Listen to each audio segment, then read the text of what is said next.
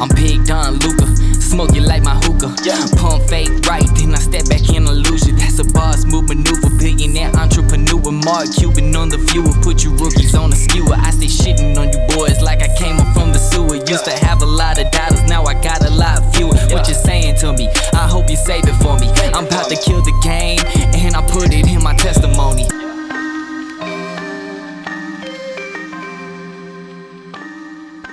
Hi, welcome to the Mainstream Mavs podcast. Today, we are going to be getting into the Mavericks 113-101 loss to the Los Angeles Clippers.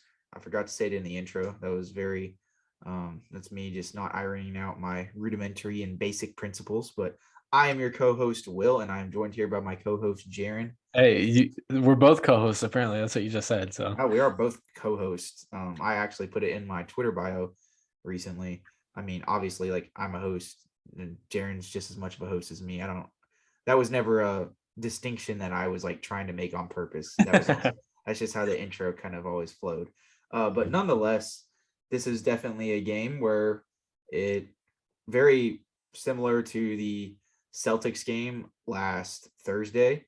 This was the Mavericks' 42nd game of the season. They now move to 23-19, a game where they were simply just essentially out personneled. The Clippers' plethora of wing depth and really steady rotations defensively in terms of how fast they were and how much they were able to hedge and recover on the Mavericks, especially when doubling off Luka. Definitely strangleholded the Mavericks offense, especially through the first three quarters in this game. And, as the Mavericks continue throughout this stretch without Josh Green, Maxi Kleber, and Dorian Finney-Smith, what a lot would argue are they're probably three best defenders. They obviously are going to continue to see some defensive struggles and woes on that end, especially against good opponents, especially in a game where Kawhi Leonard had to step up with Paul George being out due to injury. Kawhi had to fill that void, and I kind of predicted, after, he's had a skittish start to this year coming back from injury. There are times where we see the claw of old, and there are times where Kawhi kind of looks like a shell of himself. But I predicted before the game that he was going to have a great outing, and he ended up having 33 points, 4 steals, 9 for 12 from the field, 12 for 12 from the free throw line, and 9 rebounds in this one. So he did a number on the Mavericks defense. Particularly at the point of attack, the Mavericks obviously really just don't have any wings with Dorian out that are big enough to even get a hand up on his shots when he's able to get to his spots effectively. And, that mid-range area that he was operating within was basically butter. The Mavericks really had no counter for that. I wasn't really necessarily mad at that. But when the Mavericks doubled him, and there was a lot of times in this game where there almost seemed like a non-compliance from the rest of the team, or just no effort to be able to, rotate and recover defensively on a lot of these guys. And a lot of the Clippers role players were able to step up and attack in the paint. And it was hard to see. It was a rough game. And we will be getting all into it and the intricacies of this. Definitely in a game where the Mavericks kind of just got outclassed, out personneled. Basically kind of what you would predict, right? We'll be getting all into it right here. But before we do that, here's an ad from our sponsor, Anchor. All right, Jaren. So getting into it, in that first half, the Mavericks obviously struggled on both sides of the ball. They really had a tough time furbishing anything for themselves on offense outside of some, late second quarter Doncic attacks where he started to get going just a little bit. And he was, there were some post-up possessions where he was able to make a few mid-range jump shots, but overall the process from him in the first half wasn't necessarily the best. And he was definitely getting pestered pretty heavily by the Clippers double teams. And what I noticed, particularly in instances that he was getting doubled, the Mavericks didn't really have much off-ball movement. There was no guys flashing to that short roll position. If there was, any sort of screen action going on, very seldomly, at least, that happened. Yeah.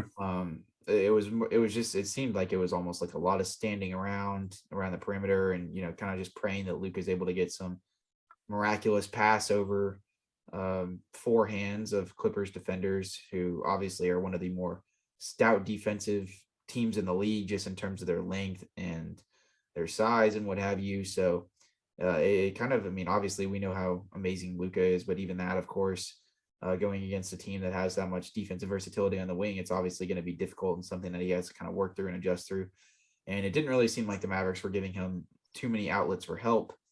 And they were kind of just waiting around the 3-point line, waiting to receive a pass. And, once that first guy gets the pass and there's a slight late rotation, of course, things would be fine and dandy from, there on out when they could kind of just pass the ball around the perimeter and, and just get wide open threes. But the process in doing so was definitely rough at times. And the Mavericks had quite a bit of turnovers in that first half, just trying to facilitate any sort of offense.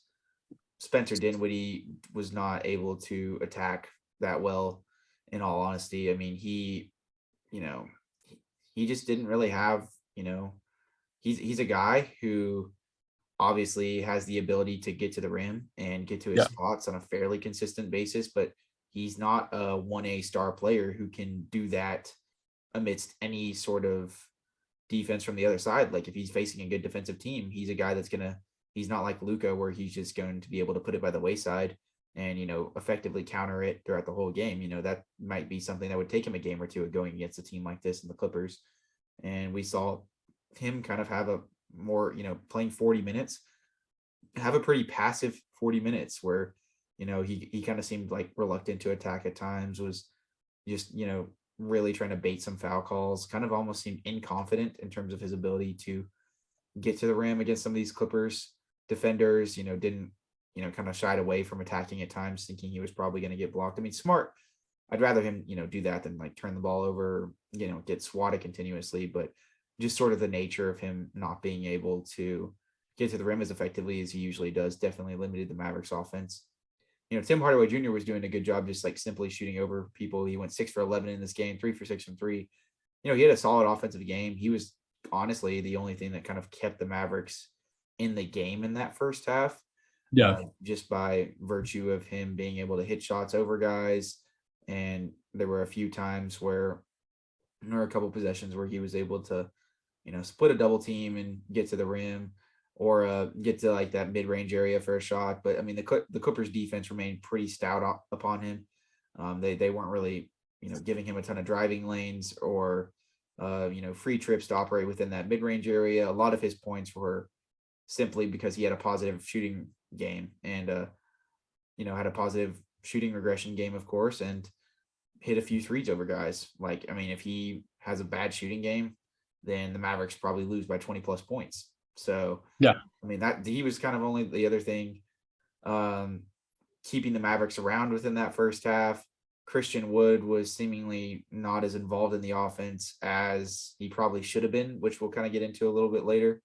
So, I mean, those were kind of some of the Mavericks offensive woes. And on defense, we alluded to it at the beginning of the podcast, but just almost like a non-compliance or a non-effort on the Mavericks part in terms of, making their correct rotations and being able to hedge and recover off Kawhi double teams. There were a lot of abject failures in terms of that.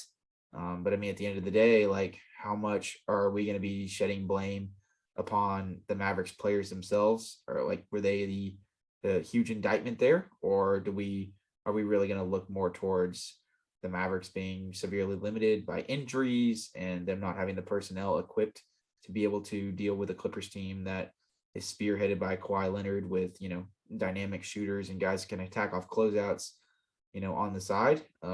It's probably pretty likely that you're going to choose the latter. You're probably going to say, like the Mavericks are just ill-equipped to be able to deal with that. It is what it is. It sucks, right? Like that seems to be the consensus of a lot of these Mavericks games where they're playing against, these teams that are in the upper echelon. And, there's just a complete like stark difference in terms of their depth versus the Mavericks depth. And we see that, like I said, in that Celtics game last Thursday, we see that tonight versus the Clippers, where the Mavericks were simply just outclassed and, out personnel to an extent. They didn't have the depth in terms of their defense, especially with Josh Green and Dorian and Maxi Kleber out. And they obviously don't have the depth within their offense.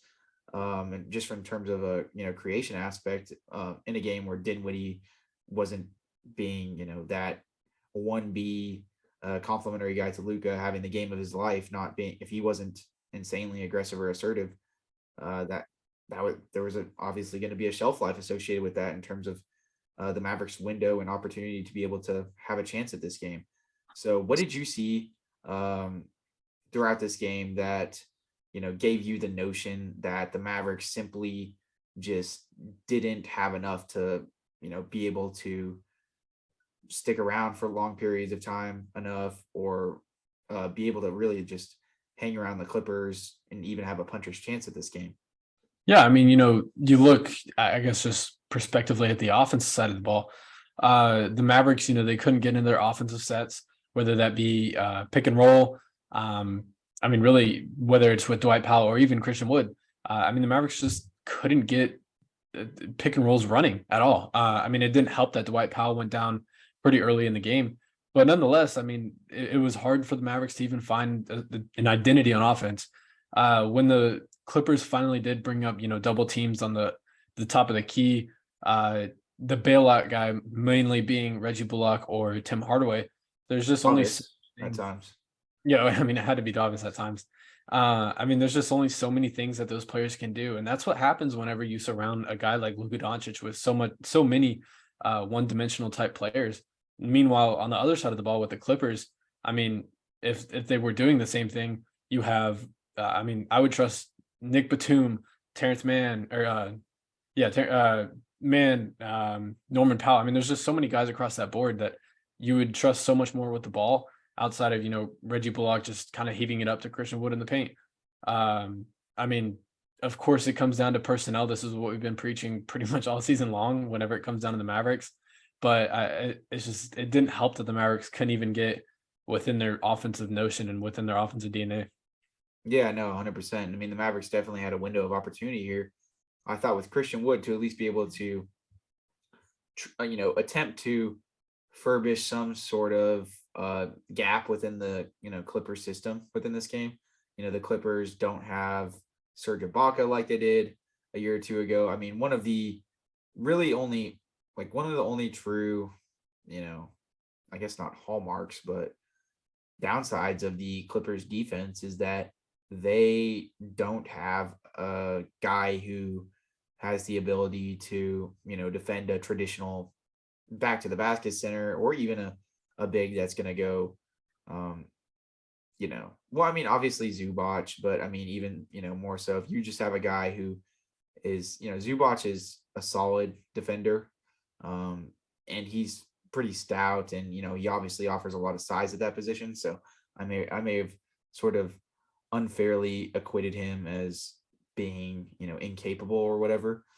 But nonetheless, like particularly in a game where he's in foul trouble and isn't playing as much, and also taking into consideration that he's a guy that can definitely get beat by a guy who's able to stretch the floor in a Christian Wood, or just obviously operating in the pick and roll. He's very like Valanciunas, kind of Jakob Poeltl like, even though Pirtle's definitely a better rim protector than both of those guys, but just in the sense that he's the traditional drop coverage big. He's going to sit back and attempt to protect the paint. And if Luka is shooting well and he's able to get Zubac to hedge, and we obviously know Luka's history with manipulating Zubac on defense. I mean, that could honestly have led to quite the array of lobs from Luka to Christian Wood in this game, just based on how quick-footed Christian Wood is versus, Zubac not being the most laterally quick defender. But the Mavericks, and even, when Zubac was on the floor, it didn't really seem like that was something that they favored to attack much. Zubac really only played, though, at the beginning of the first quarter and the beginning of the third quarter due to being in foul troubles. He had 3 fouls within the first quarter, and then picked up his 4th one shortly in the third quarter. So he just didn't see a lot of time. And this led for the Clippers to go to that lineup with, I think Kawhi, spearheading the whole thing with Nick Batum, Marcus Morris, Terrence Mann, and then, one of Norm Powell, Rocco, or John Wall, or, some sort of combination of that, right?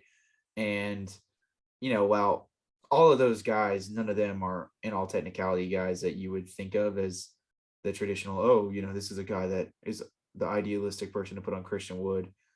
Christian Wood, on paper is going to be able to body some of those guys time and time again, right? But in this game, it seemed like the Clippers did a really good job just in terms of their ball denial, putting different looks on him, switching from Batum to Morris to Man. I mean, they threw the kitchen sink in terms of trying to reject Christian Wood the ball, and the Mavericks did not do a good job of making it a concerted effort to distinguish and diagnose these mismatches and get Christian Wood the ball in spots, because obviously when you're having these more switchable fast defenders, it's going to be a lot harder to run those pick and rolls with Doncic and Wood. But there were a lot of times where Christian Wood was able to slip screens amidst Luka getting doubled, and Luka simply couldn't pass it to him despite him being wide open in the paint, or the pass was late just due to how solid those Clipper double teams are, and there was essentially not really any other off-ball movement from the Mavericks, and the Mavericks really just weren't able to get Christian Wood the ball in those distinguished spots that you would hope, like where he gets a guy sealed, or he has a mismatch on the baseline or the elbow against a smaller defender. They just really weren't looking to go to that whatsoever. I don't know if it was just out of the how hectic and how good the Clippers were able to scramble off rotations and hedge and recover and kind of be in your face 2 seconds later after just double teaming Luka. I don't know if it's because of that. I don't know if it's Jason Kidd just opting that for some reason wasn't the most optimal play style, but nonetheless, I think it could have served as a outlet of offense, at least mildly. I know that these Clippers guys in Batum and Marcus Morris aren't like a whole lot smaller than Christian Wood, and they are stout wing defenders, and they're going to be able to at least hold their own to an extent against him. But at the end of the day, Christian Wood definitely could have stretched the floor on them, done some different things. You could have shot over the top over them, and the Mavericks just did not seem like that was on the agenda for them tonight. No, I mean, for sure. We definitely saw that pretty much from the start of the game. The Mavericks just kind of, I don't want to say refused to get him involved in the game, but it definitely seemed like they were more than willing to let Luka and Dwight Powell just kind of do the bulk of it. In that lineup with Dwight Powell and Christian Wood, where Dwight Powell is the main screener, oftentimes, and I know we didn't get to see it a whole lot due to Dwight Powell's injury in the first quarter. But even still, I mean, Christian Wood, if you replay the whole entire first quarter, he's still just standing in a corner. And to speak to the Clippers defense, yes, that's technically on paper a mismatch, as you were alluding to, but even still, I mean, whenever you have a Nick Batum or just even players with length, it's not difficult to guard a guy like that. Whenever really the whole entire offense is just run through the pick and roll system. So yeah, I mean, nonetheless, I mean, Christian Wood just, I don't know if it was a lack of coaching getting him involved, and I think it was more so that, you would hope that through 4 quarters that at least one of these you'd hope to see him involved in it, and we just didn't really even get to see that throughout the game. Yeah, and I mean, I really think almost every Maverick defender had a rough go at it outside of some Frank Ntilikina possessions, and I mean, he was no stranger to that. I don't think he had a outright horrendous defensive game, but he was not on the most favorable matchups. He ended up having to get switched on to Norm Powell, John Wall, Kawhi at points. And I mean, he's a guy like I said in the past that has the ability to guard down occasionally. Not as, every once in a while you'll see him hold his ground against a guard, but idealistically, he's a guy who can guard down on the Marcus Morrises of the world, or a Nick Batum, guys in that range who, yes, are, smaller than him, maybe a little more quick-footed, but he's not really at too much of a disadvantage, can use his length to recover, things of that nature, right? Yeah, for sure. When he's getting matched up on the guards, because the Mavericks defense was so out of sorts, so congested and mangled up, everybody. There were times it seemed as if one Maverick defender on one given possession guarded every single person on the Clippers just based on the amount of switching the Mavericks were doing and how ill-equipped they were to be able to handle the the ball swinging around the perimeter for the Clippers. I mean, they just off those Kawhi double teams, the Mavericks were just all out of sorts. Guys were just running all over the place, and I mean, the Mavericks were getting blown by a ton in this game. I'll pull up the points in the paint stats here, but I definitely feel like the Clippers had to have, Definitely in that first quarter. Unless I'm absolutely missing something here. Like, to me, it felt like whenever the Mavericks the Clippers had 46 points in the paint, and the Mavericks 32, which definitely that goes in line in terms of what the eye test was, I'll say.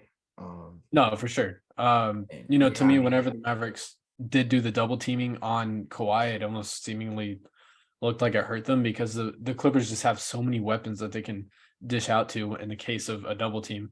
Ultimately the Mavericks' philosophy on defense just ended up hurting themselves. Yeah, no, but it's like you allude to the Mavericks' philosophy on defense hurting it themselves. I mean, just being as switch heavy as they are. They didn't go to any zone, which was kind of surprising. They always have a tendency to fall into some zone in games where they're, not able to stop these, anytime the Mavericks aren't able to stop inside penetration or outside shooting, they go to a zone to try and deviate the effects of that. But in a game where you have a guy in Kawhi who can just get to a spot in the mid-range every time, I guess that's not really idealistic to play a zone. So I can see the process there as to why they didn't do that. But nonetheless, I mean, they just were ill-equipped to be able to deal with anything. I throw the same defensive scheme out there, but throw the Boston Celtics personnel out there. I think they'll play a lot better defensively. It just really came down to that as much as anything for me.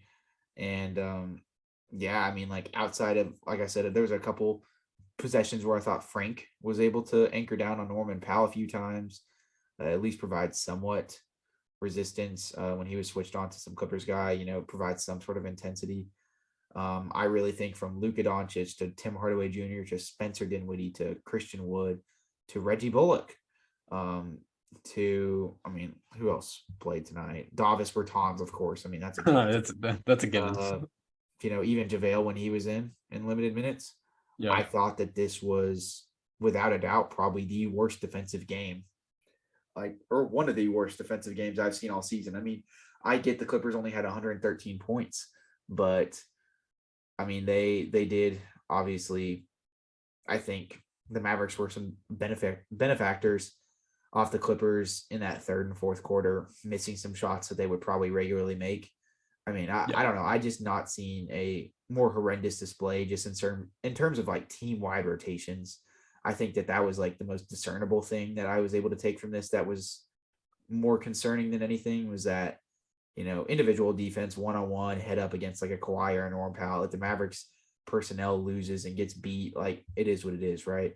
And obviously the personnel as a whole is not equipped to deal with this Clippers team in the Mavericks' current state with all these injuries to their wing players. But, when the rotations are just that out of sort time and time again, these guys are NBA athletes at the end of the day. They have to hone in on the philosophy and defensive scheme that their coaches instilled for them.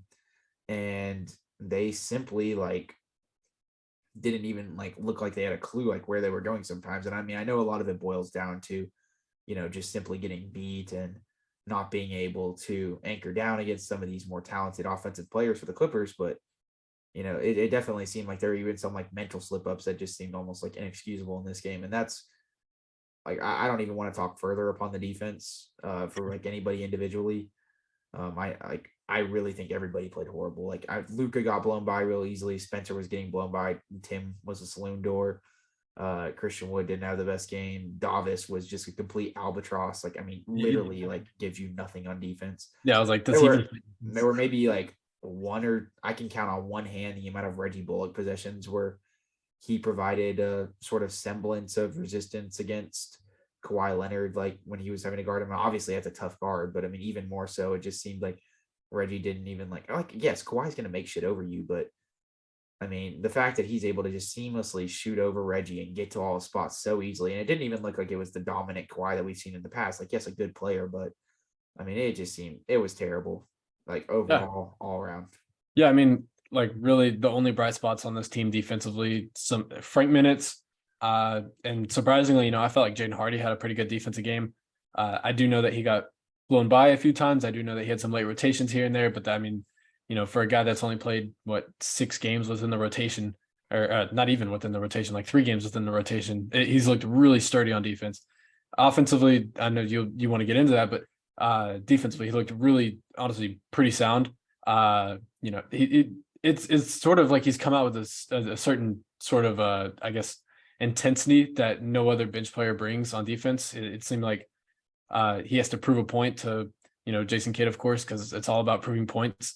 And I mean, I definitely do think that whatever minutes he's going to be earning, he's definitely earned it through tonight's performance.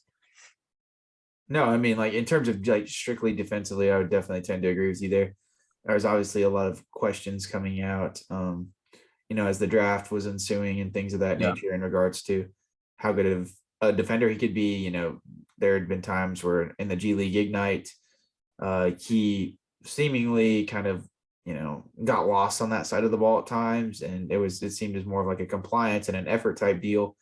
But I mean, he has the length and the tools to be a guy who's able to defend, 1 through 2 pretty solidly. He's got good length. He's about 6'4".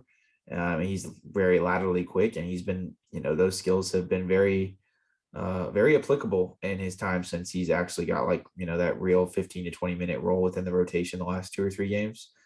And I didn't think it was like too much different tonight. Just team wide, a lot of people were missing the rotations, but once again, like a solid job from him anchoring down when he gets those one-on-one matchups on guards. It's not to the point where, I'm ready to flush everything that came out in pre-draft projections or or label him an elite defender. But I mean, he's definitely not a negative defender. He's definitely, I would say, an above average defender at the moment. And I hope that it continues to persist because, like you said, that I thought you brought up a great point regarding that intensity and the whole proving a point complex to Jason Kidd, in the same kind of way that it seemed like almost Christian Wood was doing with his defense. It kind of seems like Jaden Hardy is making an effort to do that as well. So it's been nice to see his improvement on that side of the ball since he's been a Maverick and, down with the Texas Legends, of course. So that's definitely a strong point. In regards to his offense, I kind of failed to mention him earlier, but definitely a rougher game, a lot of rookie mistakes. He was very much pestered on possessions where, he tried to push the ball in transition a few times against the Clippers, but, I don't think he's had to really deal with a team of this much talent just in terms of their length and their size defensively and their athleticism. He hasn't really had to go against a team of this nature. So, a predictable, really kind of bad game where he shot 1 for 6 from the field. He had, I believe, I want to say 2 turnovers. He had 1 turnover, but there was a few there was 2 or 3 ones that could have been in the ballpark in terms of being, a turnover or his fault where he had sort of an errant pass. But there also were some positive possessions. Like he found Christian Wood off an attack off a closeout. Yeah. That was a really savvy move. So we obviously talked glowingly about him in the last podcast. You can go listen to our last podcast on whatever listening platform you're on or on YouTube where, it was all in on the Hardy party after his performance the other night versus the how am I forgetting this? Was it we're both forgetting this. No, this is bad, Jaren. Okay, we're gonna reconcile ourselves here. When the Mavericks played the Pelicans, yes. Okay. So yes, the shorthanded Pelicans. But even this Clippers team is, even more dynamic defensively than that Pelicans team, and even, has more size and athleticism. And, luckily for for Hardy, he's getting looks against a lot of different types of opponents. I think that's important. He's obviously going to have these games like today where he has a bad shooting game. The decision-making isn't necessarily there. He takes some kind of dumb shots at the rim that are definitely ill-calculated in terms of diagnosing how many people are at the basket and not really and having that sort of complex of, I can take on anybody. I'm not going to get blocked. And, just kind of dribbling into guys at the point of attack or, moving too fast in transition. There are going to be mishaps like that. But the talent is undeniable. And where the Mavericks rotation is where it is in terms of the lack of talent surrounding Luka Doncic at the moment. Even if you're in the camp that Hardy shouldn't play because he just simply doesn't affect this Mavericks team on a positively on a consistent basis, just due to him being a rookie. Even if you're in that camp, I mean, the Mavericks are so slim in terms of their depth right now that I don't really think it's a shadow of a doubt that regardless good game or bad game, that he has enough talent to be able to play. Yep. Obviously people can differentiate in terms of if you're more of the ilk of, I think Hardy should play even if it does adversely affect the Mavericks, just from the standpoint that it's important for him to gain that experience and that NBA run versus G League run. I think I teeter more in that direction than I do the Mavericks shouldn't play him right now because they're going to lose the game if, he doesn't get these 10 minutes in this game and Josh Green plays him instead, they'll win. I think I definitely operate under the mindset more of the former, but I can hear both sides of the argument, of course. So, it's just good because this is a situation where I think both things are applicable. I think that the Mavericks are so slim in terms of their depth right now that Hardy needs to be playing purely out of necessity. And I mean, it's nice for him to get valuable NBA run and clock because, I mean, it's truly invaluable how much more it means versus, whatever minutes he's getting at the G League, however much he's tearing it up down at the G League. These NBA run that he's getting against some of the best, that's it's going to do leaps and bounds for his game, as talented as he is. No, I mean, for sure. The bottom line, I think that he can contribute to a team, especially a team like this, where they've had a lack of depth, especially with the injury position. Like I kind of said, like he's not going to do that every night. Sometimes no. One every 2 or 3 nights, but one every 2 or 3 nights, you'll get a really good game from him. And then the other 1 or 2 nights, he may kind of have definitely a mundane or very mistake heavy performance. Mm-hmm. But in those games that you are able to get those really good games, you'll see like, okay, like the vision is worth it. Him playing this amount of minutes is worth it. So, I mean, if you really just can't bear to handle the bad games, then, I mean, more power to you. That's your opinion. Of course, like I said, I respect both sides of this, but I do think that there's credence to the fact that, he needs to have a little bit of rope to be able to operate with as he's, learning for the first time against these really, complex and lengthy and athletic NBA defenses, just having to operate them on a consistent basis. He's only going to get better and more consistent as we keep going, Exactly. Yeah. Outside of that, I just don't really think that there's too many layers to really unpeel from the apple in this one, Jaren. That was because apples peel, but yes. There's only one layer surrounding the apple, isn't there? That's how this Mavericks team is. So yeah, it's Luka Doncic. He's the whole core of the apple, and then the very like thin outside is all the role players. I think is exactly. That's exactly. Guys, it is 1:48 a.m. and we're tapping into fruit analogies. So spare us your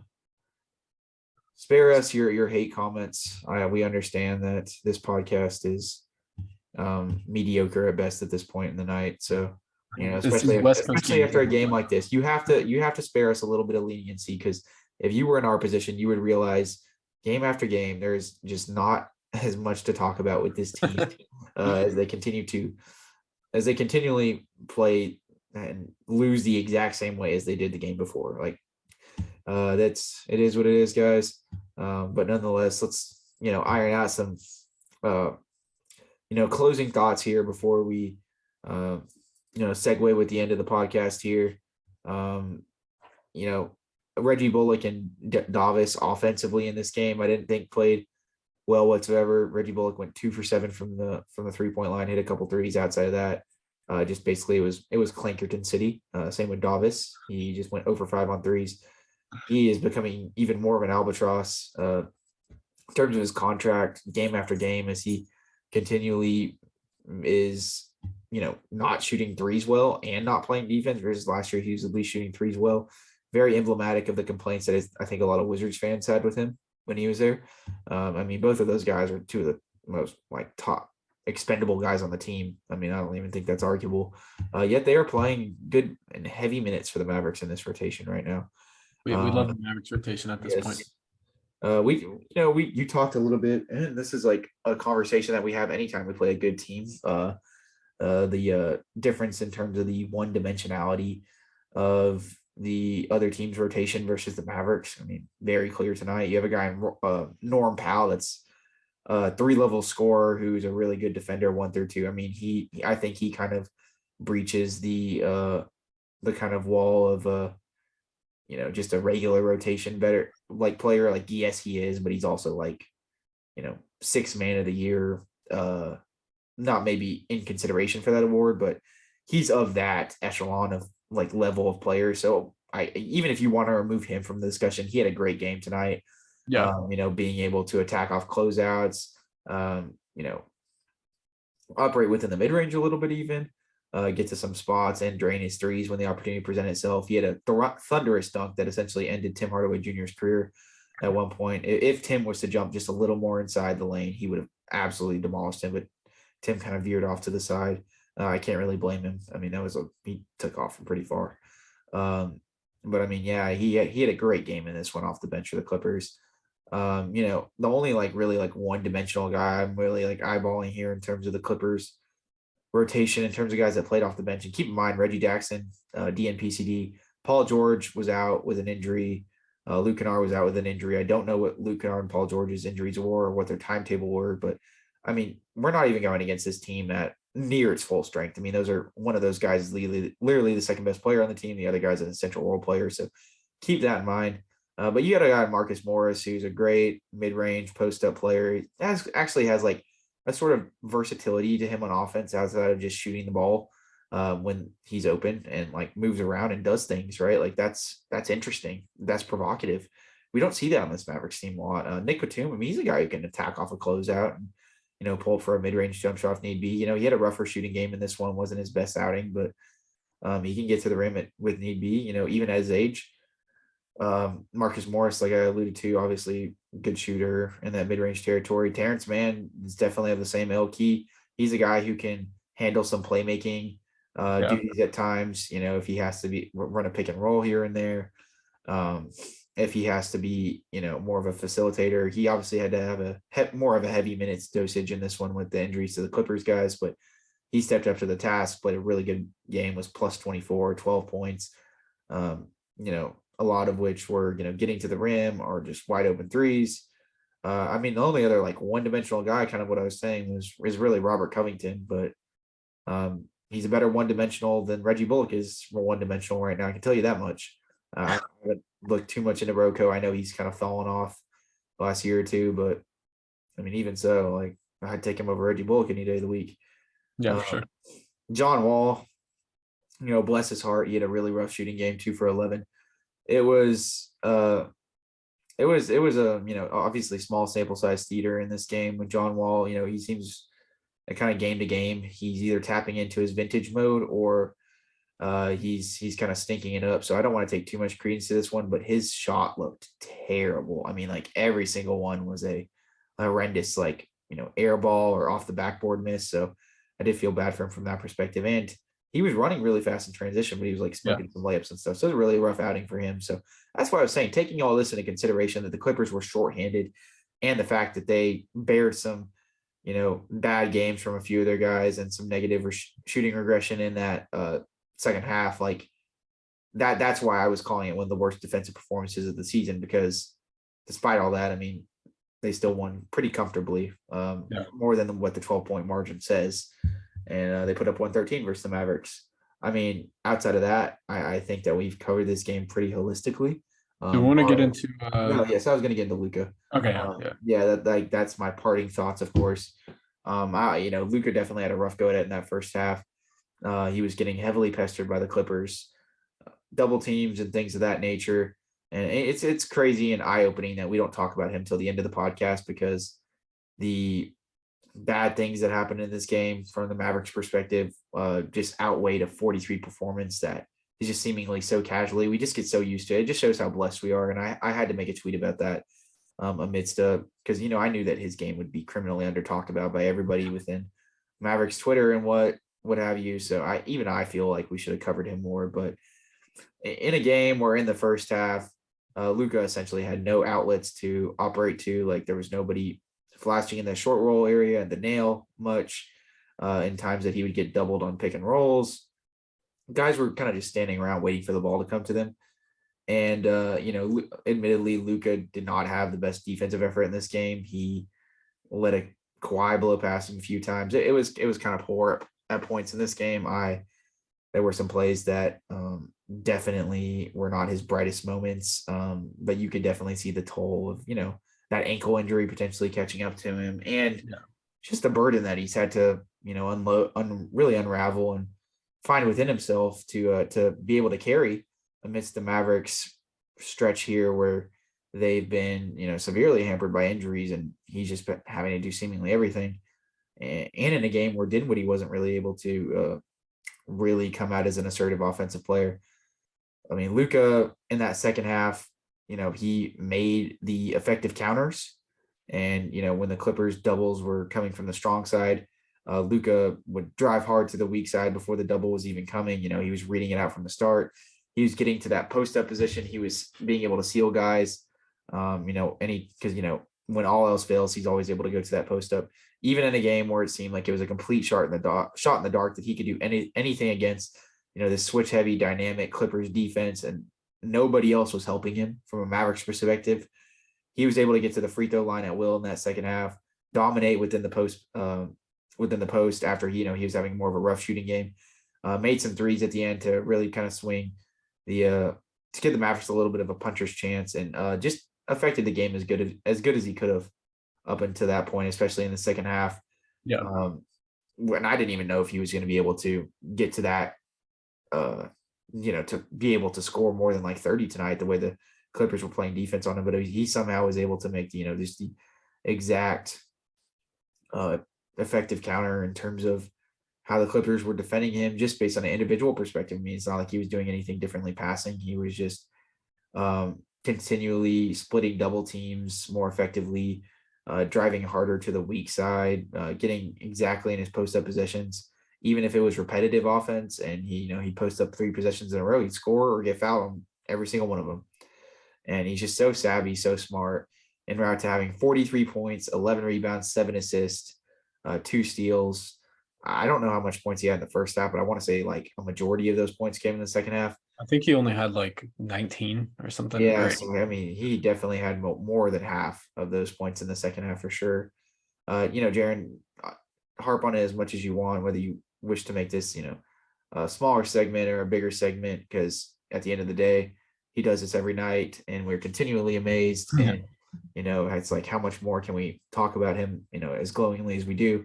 But what did you see from Luka in tonight's game, amidst a rough performance from essentially everybody else on the Mavericks that, that gave you, a glimmer of hope there at the end, that there was still a chance in the game, just having him, knowing what he's done, in that Knicks game a couple of weeks ago, the fact that he was still able to put up 43 points in a game like this, where he just seemingly was uber efficient at the end despite a rough start. Yeah, I mean, this one, it kind of just seemed like in the fourth quarter, Luke was putting out a statement that was like, hey, I mean, I can do it, so my team's automatically in it. It doesn't matter, Christian Wood didn't have a great game. Tim Hardaway in that second half didn't have a great game. Spencer just didn't have a great game in general. But outside of that, Luka had a great game. I mean, he was single-handedly why the score was only a 12-point margin of victory at the end of the game. And I mean, all power to him. He cut it to like 8 points. And I'm saying he because he was quite literally the Mavericks in the fourth quarter.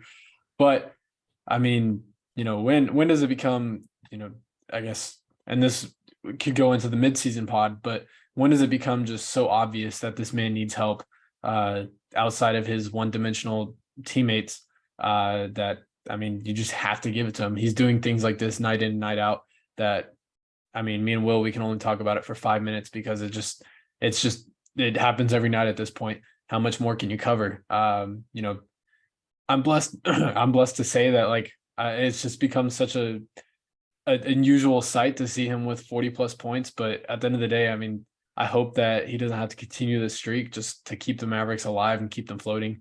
I mean, they're currently with a 23-19 record, but I think majority of these wins are pretty contracted due to Luka's play. And this is a case where, if the Mavericks had won, it would have been another Luka Doncic win. No, yeah, 100%. I mean, he's doing these amidst that Maverick 7-game win streak that we obviously talked about. Like, he was doing all these against, pretty weak opponents where he was barely able to hedge the Mavericks over the hump. And that's not an indictment upon him, but, the Mavericks personnel and their role players' inability to step up.